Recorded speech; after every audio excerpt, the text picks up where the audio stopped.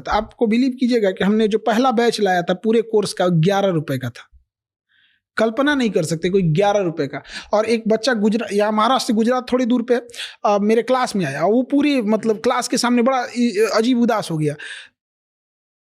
11 रुपये में पढ़ा था, उसके कंधे पे 2 स्टार लगे हैं, अभी बिहार पुलिस में इंस्पेक्टर हैं, एसआई है वहाँ पे।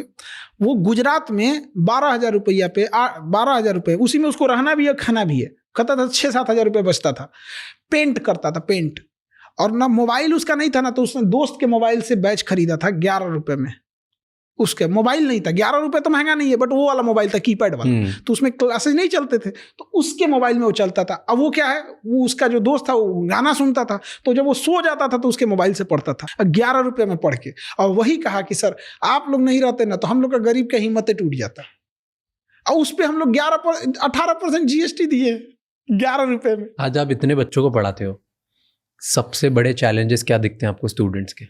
अलग अलग तरीके के क्या चैलेंजेस होते हैं? 2 बड़े चैलेंजेस ये देखते हैं ना कि जो बच्चे आ रहे होते हैं ना, वो ग्रेजुएशन तो कर लिए हैं बट स्टैंडर्ड ग्रेजुएशन का नहीं है। अब प्रॉब्लम ये आती है कि आप ग्रेजुएशन के एग्जाम देने आए हो, आपका स्टैंडर्ड ही नहीं है वहाँ पे। ये वैसे ही है कि जैसे हमें कोई जमीन का टुकड़ा दे दिया गया यहाँ मकान बनाने के लिए, बट वो जमीन नहीं है, तालाब है, तो हमें तो कुछ टाइम यही लग जाएगा उसको बराबर करने में, तब ना भैया बनाएंगे उसको। एक ये खराबी है।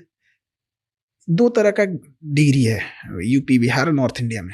पढ़ के ग्रेजुएशन करना है कि नकल करके, पढ़ के बीएड लेना है कि पैसा देके, पढ़ के आईआईटी करना है कि पैसा, आईटीआई, आईआईटी नहीं, आईटीआई डिग्री है वो टेक्नीशियन की। ठीक है, वो क्या कर रहा है वहां पे, वो ग्रेजुएशन में उसको पता ही नहीं होते, वो उस लेवल तक हो सके कम से कम अपना निकाल सके, फिर आगे बढ़े गया। हम लोग कब करते हैं, जब ग्रेजुएशन खत्म हो जाता है तब।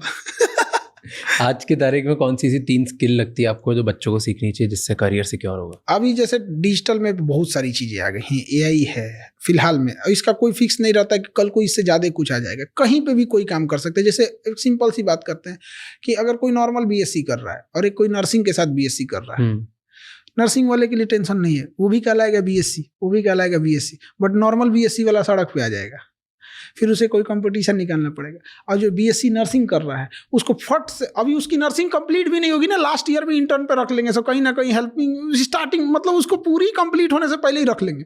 फिर वो ना स्टार्टिंग में ही अगर 2 साल भी कंप्लीट कर लिया ना, तो अपना हॉस्टल और मेस का खर्चा निकाल लेगा, धीरे धीरे धीरे धीरे धीरे कोई हॉस्पिटल पकड़ लेगा।